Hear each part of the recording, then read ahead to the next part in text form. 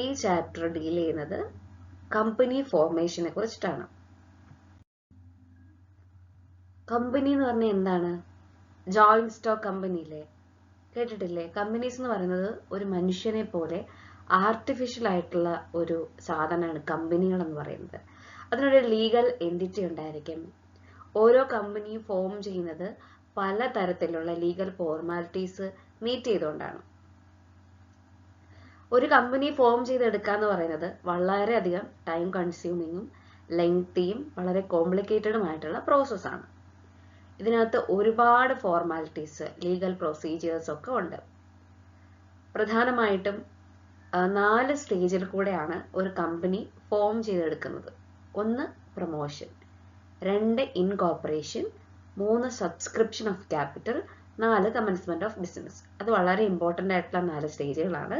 ഒന്നാമത്തെ stage promotion, 2 incorporation, 3 subscription of capital, 4 commencement of business. So ഏറ്റവും പ്രധാനമായിട്ട് മനസ്സിലാക്കി വെക്കുക, ഒരു ജോയിന്റ് സ്റ്റോക്ക് കമ്പനി എന്ന് പറയുന്ന ഒരു ആർട്ടിഫിഷ്യൽ പേഴ്സൺ ആണ്. അതിന് ലീഗൽ എൻറ്റിറ്റി ഉണ്ട്. ലീഗൽ ഫോർമാലിറ്റീസ് മീറ്റ് ചെയ്ത് വളരെ ടൈം കൺസ്യൂമിങ് എടുത്ത് ഉണ്ടാക്കുന്ന ഒരു പ്രോസസ്സാണ് ഒരു കമ്പനി ഫോം ചെയ്യുക എന്ന് പറയുന്നത്.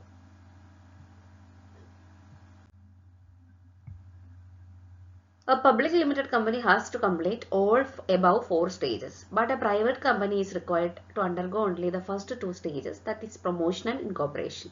നിങ്ങൾ മനസ്സിലാക്കേണ്ട ഏറ്റവും പ്രധാനപ്പെട്ട കാര്യം എന്ന് പറയുന്നത് പബ്ലിക് കമ്പനികളും ഉണ്ട്, പ്രൈവറ്റ് കമ്പനികളും ഉണ്ട്. ഇതിൽ പബ്ലിക് ലിമിറ്റഡ് കമ്പനികൾ 4 സ്റ്റേജിൽ കൂടെയും ഉറപ്പായിട്ടും ഫോളോ ചെയ്ത് പോയിരിക്കണം. പ്രൈവറ്റ് കമ്പനി ആണെങ്കിൽ ആദ്യത്തെ 2 സ്റ്റേജ് ആയിട്ടുള്ള പ്രൊമോഷനും ഇൻകോർപ്പറേഷനും കൂടെയും കടന്നുപോയാൽ മതി, മറ്റുള്ളത് നിർബന്ധമില്ല. ഓക്കെ, ഇതിൽ ഒന്നാമത്തതാണ് പ്രൊമോഷൻ എന്ന് പറയുന്നത്. പ്രൊമോഷൻ എന്താണെന്ന് നോക്കാം. Promotion is the first stage in the formation of the company. Promotion simply means sum total of all activities which are necessary for bringing the company into existence. It involves discovery of business idea, investigation and assembling necessary resources to set up business as a profitable concern. Promotion എന്ന് പറയുമ്പോൾ നിങ്ങൾ മനസ്സിലാക്കുക, ഒരു company form ചെയ്യുന്നതിൻ്റെ ഒന്നാമത്തെ സ്റ്റേജാണ് promotion. എന്ന് പറഞ്ഞു കഴിഞ്ഞാൽ ഒരു കമ്പനി ശരിക്കും എക്സിസ്റ്റൻസിലോട്ട് വരാൻ വേണ്ടിയിട്ട് എടുക്കുന്ന എല്ലാ ആക്ടിവിറ്റീസും പ്രൊമോഷനകത്ത് വരും.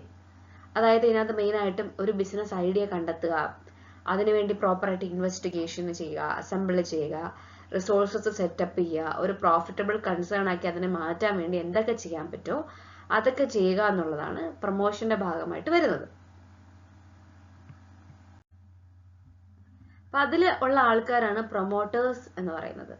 ആരാണ് promoters? Promoter is a person who perform the work of promotion and brings a company into existence. Clear അല്ലേ? ആരാണോ പ്രൊമോഷൻ ആക്ടിവിറ്റീസ് ഒക്കെ ചെയ്യുന്നത്, ആരാണോ അത് പെർഫോം ചെയ്യുന്നത്, അവരെയാണ് പ്രൊമോട്ടർ എന്ന് വിളിക്കുന്നത്. Promoter is a person who undertakes to form a new company and carries out all preliminary work in connection with its establishment as a going concern. Promoter എന്ന് പറയുന്ന വ്യക്തി ഒരു പുതിയ കമ്പനി ഫോം ചെയ്യാനായിട്ടുള്ള എല്ലാ തരത്തിലുള്ള പ്രിലിമിനറി ആക്ടിവിറ്റീസും ചെയ്യുകയും അത് എസ്റ്റാബ്ലിഷ് ചെയ്യാൻ നോക്കുകയും ചെയ്യുന്ന ഒരു വ്യക്തിയായിരിക്കും. പ്രൊമോട്ടർ എന്ന് പറയുന്നത് ഒരു ഇൻഡിവിജ്വൽ ആവാം, അതല്ലെങ്കിൽ ഒരു ഫേം ആവാം, അല്ലെങ്കിൽ ഒരു കമ്പനിയും ആവാം.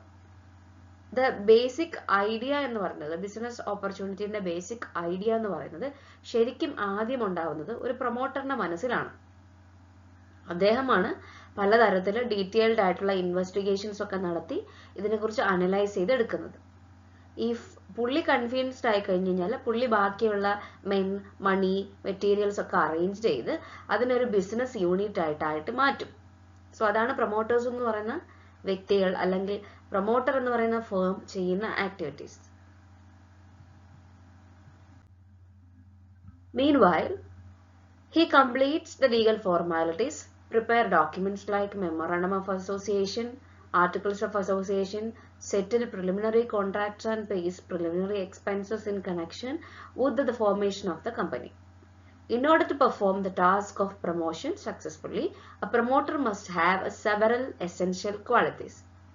Fertile imagination, sound judgment, initiative, resourcefulness and organizing ability are the main qualities of a successful promoters. അതായത് ഇത്തരത്തിൽ ലീഗൽ ഫോർമാലിറ്റീസ് കംപ്ലീറ്റ് ചെയ്യാൻ ഡോക്യുമെന്റ്സ് പ്രിപ്പയർ ചെയ്യുക, ആർട്ടിക്കിൾസ് ഓഫ് അസോസിയേഷനും മെമ്മോറണ്ടം ഓഫ് അസോസിയേഷനും ബാക്കിയുള്ള എല്ലാ കാര്യങ്ങളും ചെയ്യുന്നത് ഇത്തരത്തിൽ പ്രൊമോട്ടേഴ്സ് ആയിരിക്കും. അപ്പൊ അദ്ദേഹം നല്ലൊരു പ്രൊമോഷൻ ആക്ടിവിറ്റീസ് സക്സസ്ഫുൾ ആയിട്ട് ചെയ്യണമെങ്കിൽ പലതരത്തിലുള്ള ക്വാളിറ്റീസ് ആ വ്യക്തിക്ക് ഉണ്ടായിരിക്കണം. ലൈക്ക് നല്ല രീതിയിൽ ജഡ്ജ് ചെയ്യാൻ പറ്റണം, റിസോഴ്സസിനെ കുറിച്ചൊരു അവയർനെസ് ഉണ്ടായിരിക്കണം, പല രീതിയിലുള്ള ഓർഗനൈസിംഗ് എബിലിറ്റി ക്വാളിറ്റീസ് ഒക്കെ ഉണ്ടായിരിക്കണം. സോ ഇനി നമ്മൾ നോക്കാൻ പോകുന്നത് ഏതൊക്കെയാണ് ഡിഫറെന്റ് ടൈപ്സ് ഓഫ് പ്രൊമോട്ടേഴ്സ് എന്നുള്ളതാണ്. ഒന്നാമത്തെ പ്രൊമോട്ടേഴ്സ് ആണ് പ്രൊഫഷണൽ പ്രൊമോട്ടേഴ്സ്. പ്രൊഫഷണൽ പ്രൊമോട്ടേഴ്സ് എന്ന് പറയുമ്പോൾ അവര് എക്സ്പേർട്ടുകളായിരിക്കും. സ്പെഷ്യലിസ്റ്റ് അല്ലെങ്കിൽ എക്സ്പേർട്ട് പ്രൊമോട്ടേഴ്സിനെയാണ് പ്രൊഫഷണൽ ആയിട്ടുള്ള പ്രൊമോട്ടേഴ്സ് എന്ന് പറയുന്നത്. ബിക്കോസ് അവരുടെ മെയിൻ പ്രൊഫഷൻ എന്ന് പറയുന്നത് തന്നെ ഇത്തരത്തിൽ പ്രൊമോഷണൽ ആക്ടിവിറ്റീസ് ചെയ്യുക എന്നുള്ളതാണ്. These promoters are interested in looking out business opportunities and converting them into business units in return for some remuneration or commission. ഇത്തരത്തിലുള്ള ഈ പ്രൊമോഷൻ ആക്ടിവിറ്റീസ് പ്രൊഫഷനായിട്ട് എടുത്തിട്ടുള്ള വ്യക്തികൾ അവരെന്താ ചെയ്യുന്നത്? ഈ പ്രൊമോട്ടേഴ്സ് ആക്ടിവിറ്റീസ് കൂടുതൽ കണ്ടെത്തി, കൂടുതൽ ബിസിനസ് ഓപ്പർച്യൂണിറ്റീസ് കണ്ടെത്തി അതിനെ ബിസിനസ് യൂണിറ്റുകളാക്കി മാറ്റി അതിൽ നിന്നും ഒരു റെമ്യൂണറേഷൻ അല്ലെങ്കിൽ ഒരു കമ്മീഷൻ എടുക്കുന്നു. Professional promoters promote company and hand over the control and management to the board of directors. Professional promoters ഒരു കമ്പനി പ്രൊമോട്ട് ചെയ്തതിനു ശേഷം അത് അവിടുത്തെ മാനേജ്മെന്റിന് അല്ലെങ്കിൽ അവിടുത്തെ ബോർഡ് ഓഫ് ഡയറക്ടേഴ്സിന് ഹാൻഡ് ഓവർ ചെയ്യുന്നു.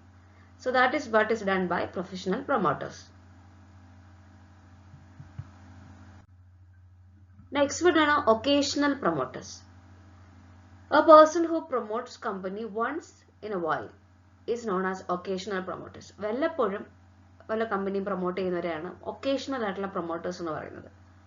Occasional promoters do promotional work occasionally as part of the work or profession. അവരുടെ വർക്കിന്റെയോ പ്രൊഫഷന്റെയോ ഭാഗമായിട്ട് ഒക്കേഷണലി ഇടയ്ക്കിടയ്ക്കൊക്കെ ആയിരിക്കും അവർ ഇത്തരത്തിലുള്ള പ്രൊമോഷണൽ ആക്ടിവിറ്റീസ് ചെയ്യുന്നത്. They'll go back to their earlier profession after establishment of the company. ഒരു company establish ചെയ്ത് കഴിഞ്ഞാൽ അവർ തിരിച്ച് വീണ്ടും അവരുടെ പഴയ പ്രൊഫഷനിലോട്ട്, ഇപ്പം എഞ്ചിനീയേഴ്സിന് വേണമെങ്കിൽ ഒക്കേഷണൽ പ്രൊമോട്ടേഴ്സ് ആവാം, ലോയേഴ്സിന് ഒക്കേഷണൽ പ്രൊമോട്ടേഴ്സ് ആവാം, അവർ തിരിച്ച് back to their work. Next one ആണ് entrepreneur promoters. When the owner of the business himself convenes the idea of starting a company, perform preliminary activities himself and gives practical shape to his idea, then he is known as entrepreneur promoters. Entrepreneur promoters എന്ന് പറഞ്ഞു കഴിഞ്ഞാൽ ഒരു business നടത്തുന്ന ഒരു വ്യക്തിക്ക് അയാൾക്കയാളുടെ idea ഇഷ്ടപ്പെട്ട് അയാൾ സ്വന്തമായിട്ട് കൺവിൻസ്ഡ് ആയി എല്ലാ പ്രിലിമിനറി ആക്ടിവിറ്റീസ് ഒക്കെ ചെയ്ത് അയാളുടെ ബിസിനസ്സിന് ഒരു പ്രാക്ടിക്കൽ ഷേപ്പ് ഒക്കെ കൊടുത്ത് അയാൾ ചെയ്യുന്നതിനെയാണ് ഓൺട്രപ്രണർ പ്രൊമോട്ടേഴ്സ് എന്ന് പറയുന്നത്.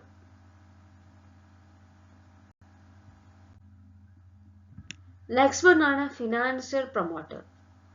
Some financial institutions like investment banks or industrial banks may take up the promotion of a company with a view to finding out opportunities for investment. When banks and other financial institutions act as promoters, they are known as financial promoters. In India, IDBI, ICICI and many financial institutions perform their function of a promoter.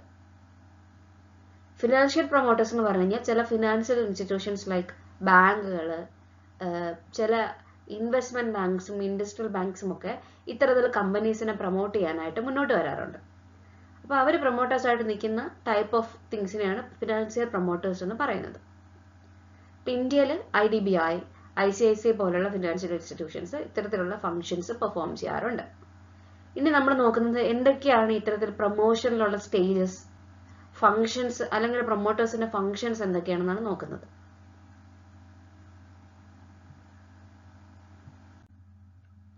ഒന്നാമത്തെ function ആണ് ഒരു business idea കണ്ടെത്തുക അല്ലെങ്കിൽ discovery of business idea എന്ന് പറയുന്നത്. The promotion stage begins with the discovery of an idea to set up a business. There may be several ideas in his mind and he has to decide which is the most feasible and profitable one. The business idea may relate to commercial use of a new invention or exploitation of an untapped natural resource. അതായത് promotion stage തുടങ്ങുന്നത് തന്നെ നല്ല രീതിയിലുള്ള ഒരു business idea കണ്ടെത്തിക്കൊണ്ടായിരിക്കും. പല ideas ഒരാളുടെ മൈൻഡിൽ ഉണ്ടായിരിക്കും, പക്ഷെ അതിൽ ഏറ്റവും ഫീസിബിൾ ആയിട്ടുള്ള, ഏറ്റവും നല്ല രീതിയിൽ പ്രോഫിറ്റബിൾ ആയിട്ടുള്ള ഐഡിയാസ് ആയിരിക്കും നമ്മൾ ചെയ്യുന്നത്. അപ്പോൾ ബിസിനസ് ഐഡിയ കൊമേഴ്ഷ്യൽ ആയിട്ടുള്ള ആക്ടിവിറ്റീസിന് വേണ്ടിയിട്ടായിരിക്കും യൂസ് ചെയ്യുന്നത്. പുതിയ ഇൻവെൻഷൻസും അതിനെ കൂടുതൽ എക്സ്പ്ലോയിറ്റ് ചെയ്തിട്ടായിരിക്കും കാര്യങ്ങൾ മുന്നോട്ട് പോകുന്നത്. സെക്കൻഡ് സ്റ്റെപ്പ് അല്ലെങ്കിൽ സെക്കൻഡ് ഫംഗ്ഷൻ എന്ന് പറയുന്നത് ഇതിനെക്കുറിച്ചുള്ള ഫീസിബിലിറ്റി സ്റ്റഡിയാണ്. അതായത് നമ്മൾ ഒരു ഐഡിയ കണ്ടുപിടിച്ചു, ഐഡിയ ഡിസ്കവർ ചെയ്തു, ആ കൺസെപ്റ്റ് നല്ല രീതിയിൽ അനലൈസ് ചെയ്യുക. പ്രൊമോട്ടർ എന്ത് ചെയ്യും? എപ്പോഴും നല്ല ഡീറ്റെയിൽഡ് ആയിട്ടുള്ള ഇൻവെസ്റ്റിഗേഷൻസ് ചെയ്യാൻ നോക്കും.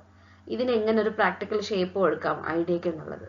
അതാണ് ഫീസിബിലിറ്റി സ്റ്റഡി എന്ന് പറഞ്ഞുകൊണ്ട് ഉദ്ദേശിക്കുന്നത്.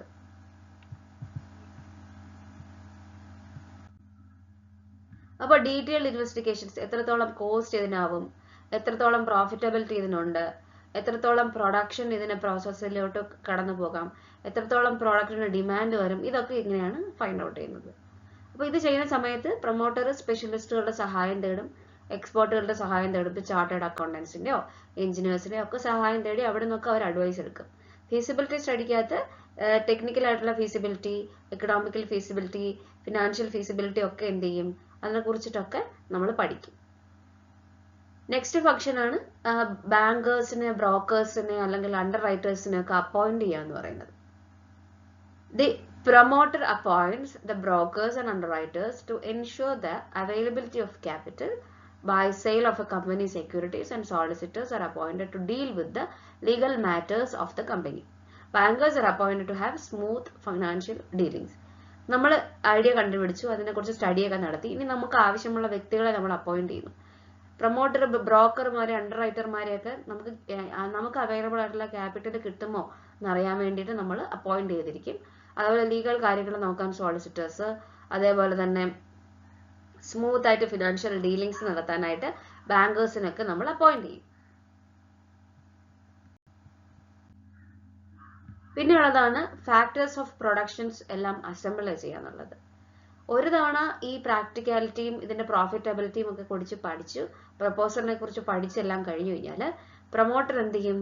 Land, labour, capital, managerial personal, ഇതിനെ കുറിച്ചിട്ടുള്ള തിങ്സ് എല്ലാം കൂടെ ഒരുമിച്ച് ചേർത്ത് അസംബിൾ ചെയ്യും. Assembly of resources involves making contracts four purchase of material, land, machinery, recruitment of staff etcetera. ഇത്തരത്തില് തിങ്സ് എല്ലാം അസംബിൾ ചെയ്ത് ഒരുമിച്ച് കൊണ്ടുവച്ച് നോക്കും. പ്രൊമോട്ടേഴ്സ് എന്നിട്ട് നല്ല വ്യക്തികളെ, ഇത് നല്ല രീതിയിൽ കമ്പനിയുടെ ഡയറക്ടേഴ്സ് ആവാൻ പറ്റുന്ന വ്യക്തികളെയും കൂടെ ഫൈൻഡ് ഔട്ട് ചെയ്യും. നെക്സ്റ്റ് വൺ ആണ് പ്രിപ്പറേഷൻ ഓഫ് പ്രിലിമിനറി ഡോക്യുമെന്റ്സ് എന്ന് പറയുന്നത്.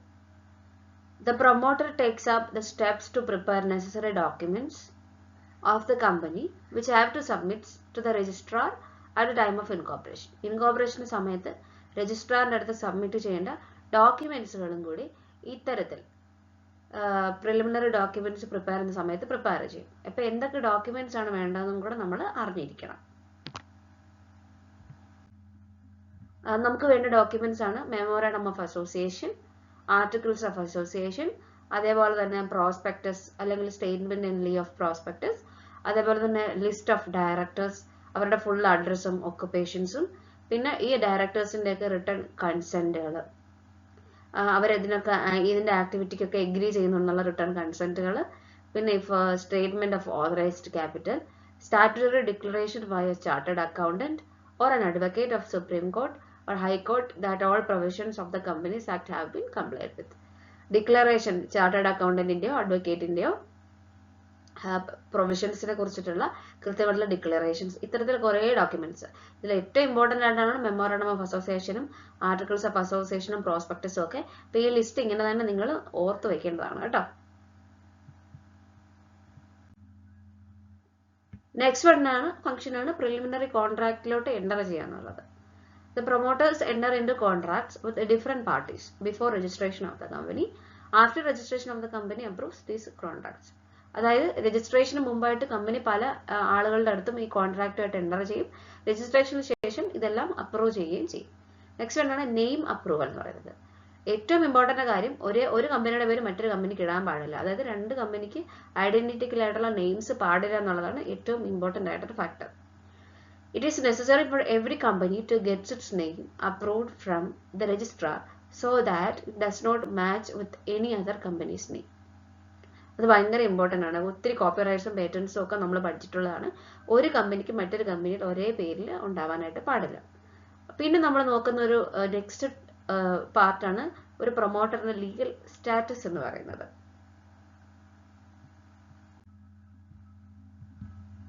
The promoter performs preliminary work relating to establishment of the company. നമുക്കതറിയാം. പ്രിലിമിനറി വർക്ക്സുകളെല്ലാം ഒരു കമ്പനി എസ്റ്റാബ്ലിഷ് ചെയ്യാനുള്ള പ്രിലിമിനറി വർക്ക്സുകളെല്ലാം ചെയ്തത് ഒരു പ്രൊമോട്ടറാണ്. As the company is not in existence at the promotion stage, he can't be called as an agent of the company. ഒരു company existence ആയിട്ടില്ല എന്നുണ്ടെങ്കിൽ, first company not an existence at the promotion stage, he can be called ഒരു കമ്പനിയുടെ agent ആണെന്ന് വിളിക്കാനായിട്ട് സാധിക്കത്തില്ല. However, a promoter stands in a fiduciary relationship with the company under promotion. It's a relationship involving confidence or trust. അപ്പം നമുക്ക് ഒരു company form ആവുന്നതല്ലേ ഉള്ളൂ. അപ്പം നമുക്ക് അറിയത്തില്ലേ കമ്പനി ഇത് കറക്റ്റായിട്ട് ഫോം ആവുമോ, കോൺട്രാക്റ്റുകളിൽ ഏർപ്പെടുമോ, അതിൻ്റെ റിലേഷൻഷിപ്പ് ഒന്നും നമുക്ക് അറിയത്തില്ല. അപ്പം ജസ്റ്റ് ഒരു ട്രസ്റ്റിന്റെ ബേസിക്സിലാണ് നമ്മൾ പ്രൊമോട്ടറുമായിട്ട് റിലേഷൻഷിപ്പ് വയ്ക്കുന്നത്.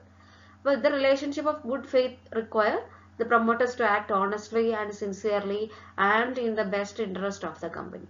അപ്പം ഒരു ഗുഡ് ഫെയ്ത്ത് വെച്ചിട്ട് പ്രൊമോട്ടേഴ്സുമായിട്ട് നമ്മൾ ഓണസ്റ്റ് ആയിട്ടും സിൻസിയർ ആയിട്ടും അവർ കമ്പനിയുമായിട്ടൊരു ഇന്ററാക്ഷൻസ് ആണ് അവിടെ നടക്കുന്നത്. He should not make any secret profit. അതായത് ഈ ഒരു പ്രൊമോഷന്റെ ഭാഗമായിട്ട് ഒരു കാരണവശാലും ഒരു തരത്തിലുമുള്ള സീക്രട്ട് പ്രോഫിറ്റ് ഉണ്ടാക്കാനോ എക്സ്പെൻസുകൾ ഉണ്ടാക്കാനോ പാടില്ല. He is personally liable for all the obligations and under contracts entered into before incorporation. ഇൻകോർപ്പറേറ്റിന് മുമ്പ് ഉണ്ടാകുന്ന ഏതെങ്കിലും തരത്തിലുള്ള ഒബ്ലിഗേഷൻസിനും അല്ലെങ്കിൽ എക്സ്പെൻസിനും ഒക്കെ ആ ഒരു വ്യക്തി പ്രൊമോട്ടർ എന്ന് പറയുന്നത് പേഴ്സണലി ലയബിൾ വരെ ആവാം എന്നാണ് ഇവിടെ പറയുന്നത്.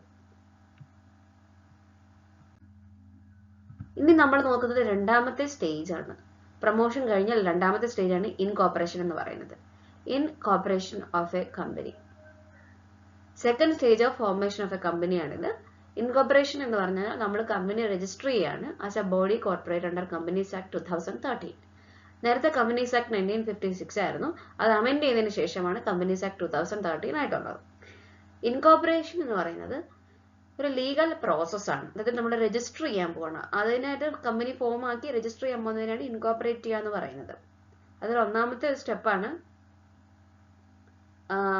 ഒരു കമ്പനി ഫോം ആവുക എന്ന് പറയുന്നത്. Promoter should first decide upon the form of the proposed company, private or public. ആദ്യം എന്ത് തരത്തിലാണ്, പ്രൈവറ്റിലാണോ പബ്ലിക്കിലാണോ ഈ കമ്പനി രജിസ്റ്റർ ചെയ്യാൻ പോകുന്നത് എന്നുള്ളത് നമ്മൾ ഫൈൻഡ് ഔട്ട് ചെയ്യുക. അപ്പോൾ രജിസ്ട്രേഷൻ ഫോർമാലിറ്റീസ് പബ്ലിക് കമ്പനികൾക്കും പ്രൈവറ്റ് ലിമിറ്റഡ് കമ്പനികൾക്കും ഡിഫറെൻ്റ് ആണ്. അതുകൊണ്ട് നമ്മൾ ഏറ്റവും ഒന്നാമത് ഈ കമ്പനി ഏത് ഫോമിലാണ് നമ്മൾ മുന്നോട്ട് പോകാൻ പോകുന്നത് എന്നുള്ളത് ഫൈൻഡ് ഔട്ട് ചെയ്യണം. നെക്സ്റ്റ് വണ്ണാണ് കമ്പനിയുടെ നെയിം. കമ്പനീസ് ആക്ട് അനുസരിച്ച് കമ്പനിക്ക് ഒരിക്കലും ഒരു കമ്പനി രജിസ്റ്റർ ചെയ്ത പേരിൽ അല്ലെങ്കിൽ അൺഡിസൈറബിൾ ആയിട്ടുള്ള ഗവൺമെന്റിന്റെ അൺഡിസൈറബിൾ ആയിട്ടുള്ള ഒപ്പീനിയനിലൊന്നും ഒരു പേരിടാൻ പറ്റത്തില്ല. അപ്പം പേര് ഐഡന്റിറ്റിക്കൽ ആവാതെ നോക്കണം. അതുപോലെ തന്നെ ക്ലോസ്ലി വേറൊരുമായിട്ട് റിസംബ്ലൻസ് വരുന്ന ഒന്നും ഉള്ള കമ്പനി ഒന്നും നമ്മളിതിൽ രജിസ്റ്റർ ചെയ്യാൻ പറ്റത്തില്ല. അപ്പം വളരെ യുണീക്ക് ആയിട്ടുള്ള ഒരു പേരായിരിക്കണം ഓരോ കമ്പനിക്കും കൊടുക്കേണ്ടത്. അപ്പം നമ്മൾ ഏത് കമ്പനി ഏത് ഫോം ആണെന്ന് തീരുമാനിച്ചു, കമ്പനിക്ക് ഒരു പേരും കൊടുത്തു. നെക്സ്റ്റ് വണ്ണാണ് സെബിയുടെ അപ്രൂവൽ മേടിക്കുക എന്നുള്ളത്. നമ്മൾ draft prospectus has to be submitted to SEBI. Prospectus documents ഉണ്ടാക്കണമെന്ന് പറഞ്ഞല്ലോ. അപ്പോൾ ഡോക്യുമെന്റ്സ് നമ്മൾ സെബിയിൽ സബ്മിറ്റ് ചെയ്യും. സെബിയിലുള്ള ആളുകൾ അവിടെ സ്ക്രൂട്ടിനൈസ് ചെയ്ത് ഓരോ കാര്യങ്ങളും ഡിസ്ക്ലോസ് ചെയ്യും. അത് അഡിക്വേറ്റ് ആണോ, ഇൻവെസ്റ്റേഴ്സിനെ പ്രൊട്ടക്ട് ചെയ്യാനുള്ള പ്രാപ്തിയിലാണോ ഒരു ഡോക്യുമെന്റ്സ് തയ്യാറാക്കിയെന്ന് കാര്യങ്ങളൊക്കെ നോക്കിയിട്ട് സെബി അപ്രൂവൽ കൊടുക്കും. നെക്സ്റ്റ് വണ്ണാണ് ഇൻഡസ്ട്രിയൽ ലൈസൻസ് എന്ന് പറയുന്നത്. Licence from central government is necessary to start certain industries.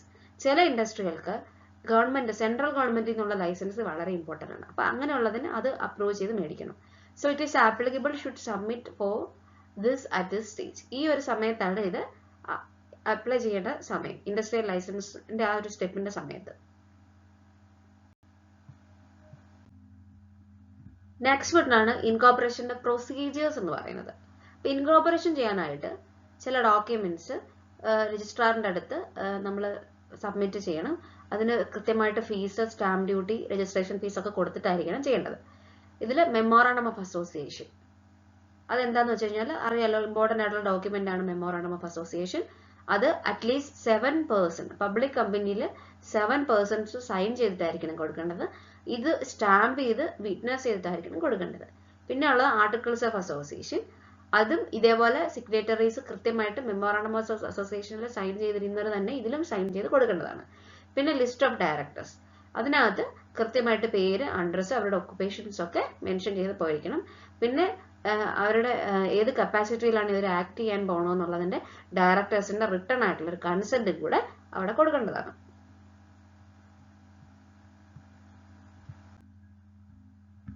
Next പിന്നെ കൊടുക്കേണ്ടതാണ് undertaking of the directors to the effect that they will take up and pay qualification shares in case of public limited companies. ഡയറക്ടേഴ്സിന് എടുക്കുന്ന സമയത്ത് അവർക്ക് കൃത്യമായിട്ട് പേ കൊടുക്കാനും അവർക്ക് ഷെയറിന് qualified ആണെന്ന് നോക്കിയിട്ട് വേണം പബ്ലിക് ലിമിറ്റഡ് കമ്പനിയുടെ കാര്യത്തിൽ ഡയറക്ടേഴ്സിന് എടുക്കുന്നത്. പിന്നെ notice of registered office showing the address of the registered office of the company. ഒരു കമ്പനിക്ക് ഒരു ഓഫീസ് ഉണ്ടായിരിക്കുമല്ലോ, അവരുടെ കൃത്യമായിട്ടുള്ള അഡ്രസ്സും മെൻഷൻ ചെയ്തിരിക്കണം. പിന്നെ ലാസ്റ്റ് സ്റ്റാറ്റ്യൂട്ടറി ഡിക്ലറേഷൻ. അത് സ്റ്റാറ്റ്യൂട്ടറി ഡിക്ലറേഷൻ പറഞ്ഞാൽ നിയമപരമായിട്ടുള്ള ഒരു വിളംബരം എന്നൊക്കെ വേണമെങ്കിൽ നമുക്ക് പറയാം. സുപ്രീം കോർട്ടിന്റെ, ചാർട്ടേഡ് അക്കൗണ്ടന്റിന്റെ, അതുപോലെ തന്നെ അവർ ആരുടെയൊക്കെ റിക്വയർ ആണ് കൃത്യമായിട്ട് അതെല്ലാം സബ്മിറ്റ് ചെയ്തിരിക്കണം. അപ്പൊ രജിസ്ട്രാർ വന്നിട്ട് ഈ സർട്ടിഫിക്കറ്റ് ഓഫ് ഇൻകോർപ്പറേഷൻ കൃത്യമായിട്ട് സ്ക്രൂട്ടിനൈസ് ചെയ്ത് സർട്ടിഫിക്കറ്റ് ആയിട്ട് കൊടുക്കും. ഇതാണ് വരുന്നത്. അപ്പൊ ഇനി എന്തൊക്കെയാണ് ഇത്തരത്തിലൊരു സർട്ടിഫിക്കറ്റ് ഓഫ് ഇൻകോർപ്പറേഷൻ നമ്മൾ രജിസ്റ്റർ ചെയ്യുന്ന ആ ഒരു സർട്ടിഫിക്കറ്റ് കിട്ടിയാൽ അതിന്റെ എഫക്റ്റുകൾ എന്തൊക്കെയാണെന്നാണ് നോക്കുന്നത്. ഏറ്റവും ഇമ്പോർട്ടന്റ് ആയിട്ട് പറയുകയാണെങ്കിൽ ഈ സർട്ടിഫിക്കറ്റ് ആണ് ആ കമ്പനി രജിസ്റ്റർ ചെയ്തു എന്നുള്ളതിന്റെ ഒരു കൺക്ലൂസീവ് എവിഡൻസ് അല്ലെങ്കിൽ പ്രൂഫ് എന്ന് പറയുന്നത്. നമുക്ക് വേണമെങ്കിൽ ഒരു കമ്പനിയുടെ ബർത്ത് സർട്ടിഫിക്കറ്റ് എന്നൊക്കെ ഇതിനെ പറയാൻ പറ്റും, ഇത്തരത്തില് സർട്ടിഫിക്കറ്റ് ഓഫ് ഇൻകോർപ്പറേഷനെ. ഇപ്പൊ സർട്ടിഫിക്കറ്റ് ഓഫ് ഇൻകോർപ്പറേഷനിൽ പറഞ്ഞിരിക്കുന്ന ആ ഡേറ്റ് ആണ് കമ്പനി എക്സിസ്റ്റ് ചെയ്തിരിക്കുന്ന ഡേറ്റ് എന്ന് പറയുന്നത്, തുടങ്ങുന്ന ഡേറ്റ്. അപ്പോൾ on obtaining this certificate the company acquire an independent entity separate from its members. അപ്പൊ കമ്പനിക്ക് ഈ ഒരു സർട്ടിഫിക്കറ്റ് കിട്ടുന്ന സമയത്ത് കമ്പനിയും മെമ്പേഴ്സും രണ്ടായി മാറുകയാണ്. കമ്പനിയുടെ അതാണ് കമ്പനി ഒരു ആർട്ടിഫിഷ്യൽ പേഴ്സൺ എന്ന് പറയുന്നത്.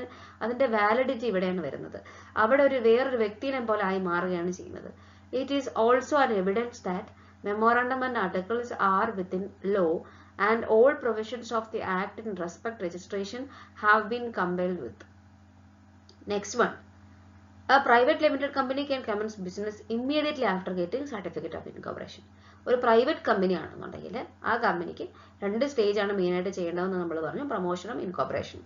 ഇതിൽ സർട്ടിഫിക്കറ്റ് ഓഫ് ഇൻകോർപ്പറേഷൻ കിട്ടിക്കഴിഞ്ഞാൽ ഉടനെ തന്നെ ഒരു പ്രൈവറ്റ് ലിമിറ്റഡ് കമ്പനിക്ക് അതിന്റെ പ്രവർത്തനം ആരംഭിക്കാൻ പറ്റും. പക്ഷെ ഒരു പബ്ലിക് ലിമിറ്റഡ് കമ്പനിക്ക് certificate of commencement of business തുടങ്ങിയതിന് ശേഷം മാത്രമേ അവർക്ക് പ്രവർത്തനം ആരംഭിക്കാനായിട്ട് സാധിക്കത്തുള്ളൂ. ഈ തേർഡ് സ്റ്റേജ് ആണ് ക്യാപിറ്റൽ സബ്സ്ക്രിപ്ഷൻ അല്ലെങ്കിൽ ഫ്ലോട്ടേഷൻ എന്ന് പറയുന്നത്. ആ public company can raise the required funds from the public by means of issue of shares and debentures. ഷെയറോ ഡിബഞ്ചറോ ഉപയോഗിച്ചുകൊണ്ട് ഒരു കമ്പനിക്ക് പുറത്തുനിന്ന് പബ്ലിക്കിന്റെ അടുത്തുനിന്ന് പണം സ്വീകരിക്കാൻ, ക്യാപിറ്റൽ സ്വീകരിക്കാൻ, റേസ് ചെയ്യാനായിട്ട് പറ്റും. For doing the same it has to issue a prospectus and undergo various other formalities. ചില സ്റ്റെപ്സ് ഉണ്ട് ഇതിനു വേണ്ടിയിട്ട്. അതിൽ ഒന്നാമത്തതാണ് സെബിന്റെ അപ്രൂവൽ എടുക്കുക എന്നുള്ളത്. The prior approval of SEBI is necessary before going ahead with raising funds from public. പബ്ലിക്കിന്റെ അടുത്തുനിന്ന് ഫണ്ട് റേസ് ചെയ്യുന്നതിന് മുമ്പ് സെക്യൂരിറ്റി എക്സ്ചേഞ്ച് ബോർഡ് ഓഫ് ഇന്ത്യയിൽ നിന്ന് ഒരു പെർമിഷൻ എടുക്കേണ്ടതാണ്, അപ്രൂവൽ എടുക്കണം. രണ്ടാമത്തേതാണ് പ്രോസ്പെക്ടസ് ഫയൽ ചെയ്യുക എന്നുള്ളത്, filing of prospectus. Copy of prospectus is filed with registrar of companies. ഒരു പ്രോസ്പെക്ടസിന്റെ കോപ്പിയോ അല്ലെങ്കിൽ സ്റ്റേറ്റ്മെന്റ് ഇൻ ലീവ് ഓഫ് പ്രോസ്പെക്ടസോ രജിസ്ട്രാറിന്റെ അടുത്ത് ഫയൽ ചെയ്തിരിക്കണം. It is an invitation to the public to apply for shares. Shares apply ചെയ്യാനുള്ള ഒരു invitation ആണിത് പബ്ലിക്കിന്റെ അടുത്ത്. അത് രജിസ്ട്രാറിന്റെ അടുത്ത് പെർമിഷൻ എടുത്തിട്ട് നമുക്കത് ഉപയോഗിക്കാനായിട്ട് പറ്റത്തുള്ളൂ. Investors make up their minds to about investment in a company primarily on the basis of the information contained in the prospectus. അതായത് ഇൻവെസ്റ്റേഴ്സ് അവരുടെ ഇൻവെസ്റ്റ് ചെയ്യണോ വേണ്ടയോ എന്ന് തീരുമാനിക്കുന്നത് ഇത്തരത്തിൽ എന്തൊക്കെയാണ് പ്രോസ്പെക്ടസിൽ ഇൻവോൾവ് ആയിട്ടുള്ളതെന്ന് നോക്കിയിട്ടാണ്. Therefore, there must not be a misstatement in prospectus and all significant information must be fully disclosed. അതുകൊണ്ട് തന്നെ ഈ സ്റ്റേറ്റ്മെന്റ് ഇൻ ലീവ് ഓഫ് പ്രോസ്പെക്ടസിലോ അല്ലെങ്കിൽ കോപ്പി ഓഫ് പ്രോസ്പെക്ടസിലോ ഒരു കാരണവശാലും ഒരു മിസ് സ്റ്റേറ്റ്മെന്റ് ഉണ്ടാവാനായിട്ട് പാടില്ല എന്നുള്ളതാണ് പറയുന്നത്. എല്ലാ കാര്യങ്ങളും കൃത്യമായിട്ട് ഡിസ്ക്ലോസ് ചെയ്തിരിക്കണം. നെക്സ്റ്റ് വൺ ആണ് സ്റ്റോക്ക് എക്സ്ചേഞ്ചിൽ അപ്ലൈ ചെയ്യാന്നുള്ളത്. application is made to at least one stock exchange for permission to deal shares and debentures.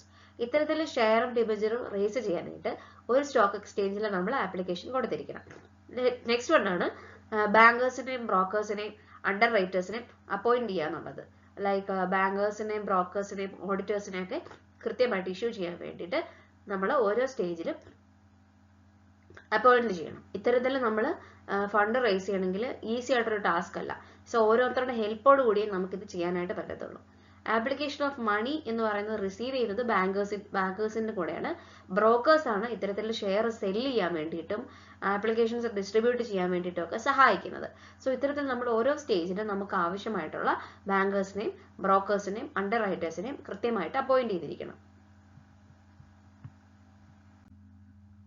ഇപ്പൊ കമ്പനിക്ക് റീസണബിൾ ആയിട്ട് ഒരു ഗുഡ് റെസ്പോൺസ് കൊടുക്കാൻ പറ്റത്തില്ലെങ്കിൽ, ഗുഡ് ആയിട്ട് ക്യാപിറ്റൽ തിരിച്ചു കൊടുക്കാൻ പറ്റത്തില്ലെങ്കിൽ അവർ അണ്ടർ റൈറ്റേഴ്സ് എന്ന് പറഞ്ഞാൽ ഒരു മിനിമം രീതിയിൽ ക്യാപിറ്റൽ സബ്സ്ക്രൈബ് ചെയ്യാം എന്ന് പറഞ്ഞു വരുന്ന ടീമാണ് അണ്ടർ റൈറ്റേഴ്സ്.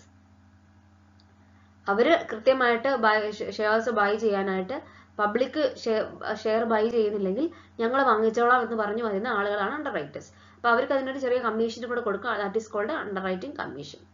നെക്സ്റ്റ് വൺ ആണ് minimum subscription. In order to prevent companies from commencing business with inadequate resources, it has been provided that company must receive application for a certain number of shares before going ahead with allotment of shares. അതായത് minimum subscription ഉണ്ടായെങ്കിൽ മാത്രമേ കമ്പനിക്ക് business തുടങ്ങാനായിട്ട് സാധിക്കത്തുള്ളൂ. അത് കാരണം ഒരു fund ഇല്ലാതെ ഒരു കമ്പനിയും ബിസിനസ് തുടങ്ങാൻ പാടില്ല എന്ന ഉദ്ദേശത്തോടു കൂടി ഇത്ര സബ്സ്ക്രിപ്ഷൻ എടുത്താൽ മാത്രമേ അവർക്ക് ബിസിനസ് തുടങ്ങാൻ പാടുള്ളൂ എന്നൊരു ടേം അവിടെയുണ്ട്. സോ ഇതിനെയാണ് മിനിമം സബ്സ്ക്രിപ്ഷൻ എന്ന് പറയുന്നത്. Maximum 90% of the size of the issue ആണ് മിനിമം സബ്സ്ക്രിപ്ഷൻ ആയിട്ട് പറയുന്നത്. അതിന്റെ മിനിമം ലിമിറ്റ് ആയിട്ട് പറയുന്നത്. പിന്നെയാണ് ഷെയർസ് അലോട്ട് ചെയ്യുക, allotment of shares. Allotment of shares എന്ന് പറഞ്ഞു കഴിഞ്ഞാൽ നമ്മൾ ഷെയർ ഇഷ്യൂ ചെയ്യാണ്. അപ്ലൈ ചെയ്ത ആളുകൾക്ക് ഷെയർ ഇഷ്യൂ ചെയ്യുന്നതാണ്. അവർ അപ്ലൈ ചെയ്ത ആപ്ലിക്കേഷൻ നോക്കിയിട്ട് അതിനനുസരിച്ച് ഇഷ്യൂ ചെയ്യുന്നു. അലോട്ട്മെന്റ് ഓഫ് ഷെയർ ചെയ്യുന്നതിന് മുമ്പ് അവർ മിനിമം സബ്സ്ക്രിപ്ഷൻ കിട്ടിയിട്ടുണ്ടോ നോക്കും. അപ്പം as per rules allotment of shares to be made within 120 days of the issue of prospectus. Prospectus issue ചെയ്ത് 120 ദിവസത്തിനുള്ളിൽ അവർ ഷെയർസ് അലോട്ട് ചെയ്തിരിക്കണം. പബ്ലിക് കമ്പനി ആണെങ്കിൽ may not invite public to subscribe its shares or debentures. Public company ആണെങ്കിൽ പൊതുവെ പബ്ലിക്കിനെ വിളിക്കാറില്ല. Instead it can raise funds through അവരുടെ ഫ്രണ്ട്സ് കൂടെ, റിലേറ്റീവ്സ് കൂടെ. ചില കേസസിലൊക്കെയാണ് പ്രോസ്പെക്ടസ് വെച്ച് പബ്ലിക് കമ്പനി ഇഷ്യൂ ചെയ്യാറുള്ളത്. A statement in lieu prospectus is filed with registrar at least 3 days before making allotment. Allotment ചെയ്യുന്നതിന് 3 ദിവസം മുൻപെങ്കിലും statement of lieu of prospectus രജിസ്ട്രാറിന്റെ അടുത്ത് ഫയൽ ചെയ്തിരിക്കണം.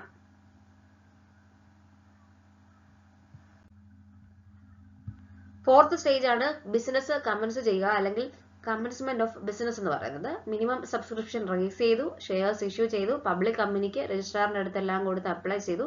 അങ്ങനെ അവർക്ക് issue of certificate of commencement of business കിട്ടി. അങ്ങനെയെങ്കിൽ പബ്ലിക് കമ്പനിക്ക് എന്ത് ചെയ്യാം? ബിസിനസ് തുടങ്ങാം.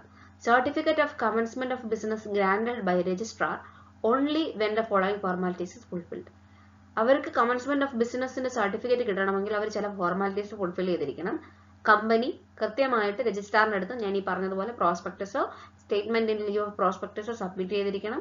Number of shares allotted is not less than minimum subscription stated in the prospectus. Minimum subscription അവിടെ സബ്സ്ക്രൈബ് ചെയ്തിരിക്കണം. അതേപോലെ തന്നെ return of allotment containing name and address of share holders and number of shares allotted to each should be submitted. അവർ എത്രത്തോളം allot ചെയ്തു, ആർക്കൊക്കെയാണ് allot ചെയ്തത്, അവരുടെ അഡ്രസ്സുകൾ, ഇതെല്ലാം കൃത്യമായിട്ട് എന്ത് ചെയ്തിരിക്കണം? സബ്മിറ്റ് ചെയ്തിരിക്കണം. The directors have taken up and paid for their qualification of shares. അവരെടുത്ത് ഡയറക്ടേഴ്സിന് കൃത്യമായിട്ടുള്ള പേയ്മെന്റും അതുപോലെ അവരുടെ ഷെയറിന്റെ ക്വാളിഫിക്കേഷൻ അനുസരിച്ചും പേ ചെയ്തിരിക്കണം.